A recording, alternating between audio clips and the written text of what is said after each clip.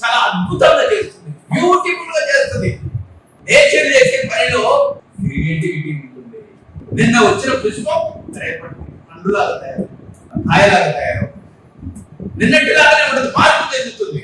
మార్పు లేకుండా ఏ పని జరగదు. నేచర్ అద్భుతంగా చేస్తుంది. నెంబర్ 3, నేచర్ చేసే పనిలో పర్పస్ ఉంటుంది.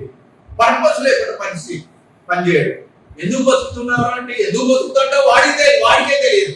కానీ నేచర్ చేసే పనిలో పర్పస్ ఉంటుంది. ఈ రోజు వచ్చిన పండు మన జాతిని అభివృద్ధి చేసుకుంటది, నీ ఆకలిని పరిష్కారం. సర్వేంద్రియాలను నయనం ప్రధానం అంటే కన్ను ఇచ్చారంటే ఊరికేనే ఇవ్వలేదు నీకు. కొన్ని వేల సంవత్సరాల మానవ జాతి పరిణామ క్రమంలో ఒక అందమైన బ్యూటిఫుల్ కన్ను తయారైంది. అరే తెల్లటి కనుగుడ్డు మీద ఒక నల్లటి కను పాప. నల్ల ఉంటేనే ఏంటంటే నల్ల ఉంటే అందం ఉంటుందని నేచర్ తెలుసు కదా.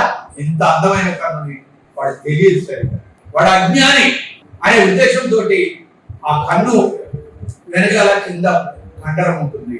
చాలా తల్లి గుర్తిలాంటి కండరం ఉంటుంది. అయినా జాగ్రత్త ఉంచుకోవడం అని ఒక ఎముకలు గూడిస్తుంది, ఆ గూటిలో అమరుస్తుంది. అయినా జాగ్రత్తగా చూసుకోవడాలని అసంఘటితంగా కొట్టుకుని ఒక ఏర్పడిస్తుంది.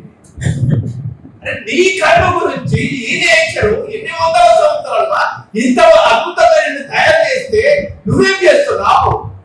జీవితం అంటే ఉలిగన వచ్చిందా? ఇదేమైనా తెల్లగా మంచి వేయడానికి